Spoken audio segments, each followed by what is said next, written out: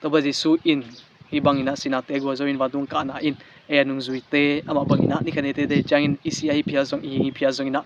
gwa zo nang ka in watung gam ama bangina ka ding hiang ama ni be na hong pai ki dinga ama tuk bangina watunga zon ding hiang chi ang lak no mai hi hello vekem be na anom hun pha china amok nom sai ngai tu ni ibang hun pha nga thei manin na bim sen min pat ma sa hang tu ni mars khani nga tu ni asom ni lagu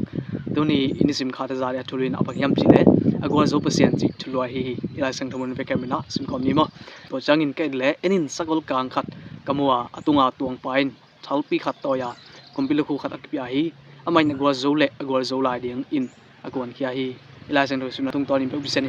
mal kim thak in tu phang bo su ta hen amen etigen nai pai ma ina hi page des piang neo YouTube TikTok Facebook ai zingina like follow and share hi na ni simina tha la khom ni chi na ong zon ngai tung da mai in tu ni na hi itulua hi agwal zo pasian chi thulo tom khat isot khom ni hi in to ba Jesu leitunga angwak lai na amai na mun tom tom gam tom toma ba koi koi na adiak in galile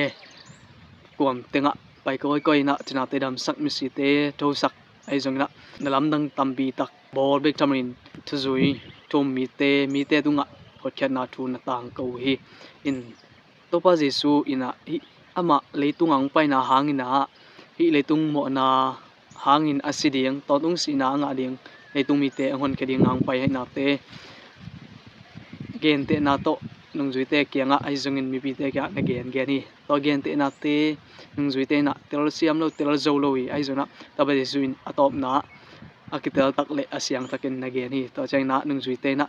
alung dam ma uina lom na to nanung ta na kal son uina te ki mutai in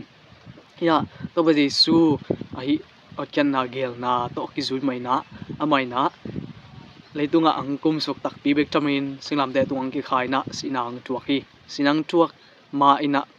asi ma deu ina to ba Jesuin bang na chi ham si le johang alian somesagi aneu lia sepdinga nong piak hi na septe pen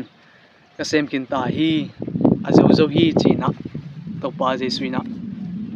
to pa pasien kenga ki koina anon ta na be hi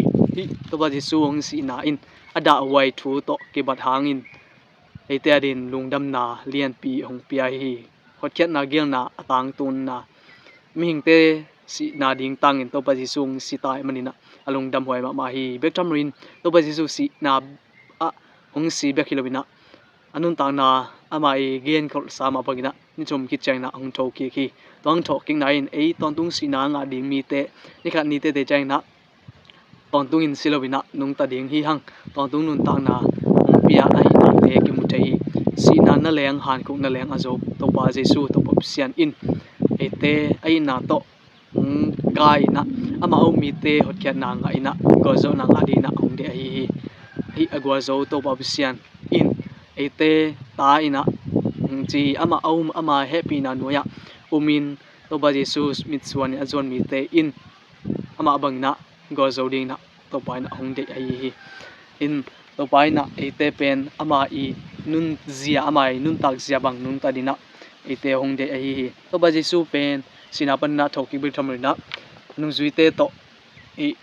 olive mo tunga pakawina olive mo tunga to ba Jesu nung zuite thu hilna tu pa piaina khit chiang ina amaute pen hi Bethany kwalam manoina ang pai wi ing pai kom na to ba Jesu nung zuite tu pa pia in akhot zanina tu pa pia kom ina to ba Jesu van tunga kila to ta hai to ba Jesu pen hi olive mo tung pan na ban tung aka ma bangina ni kan ni te chain olive mo tung ma a hongkom sok ding hi chin anagen hi in ya khangching date the desire of ages lai mai zagial le som ni le kwa pan som zagial le som thumle nia ye chaina bang thupi na gel hiam chile nung zuite na hi to ba Jesu ban tung aka amu changina galet nge ngai hi chi to ba Jesu ban tung aka lai tak ma ina ban tunga zak nop ma oging ina alian ma tum ginga tuam oging te hanging hi chi in galile mi te bahang in lamdang sai to chet na yu hiam no te I topa no te mu na bantunga ki lato ma bagina no te na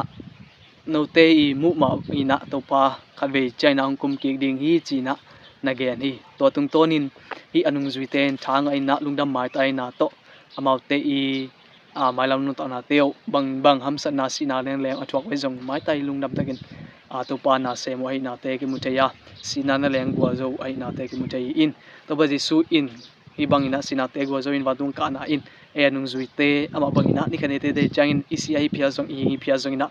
wal zo na ga in batung gam ama bangina ka ding hiang ama ni be na hong pai ki dinga ama tuk bangina batunga zon ding hiang chi lak no mai hi tamanin tunina mi ma khem pe to ba su to gol zo na ga ding ina aki zo no mi mar kem pe ti pisen in chupang bok su ta hen amen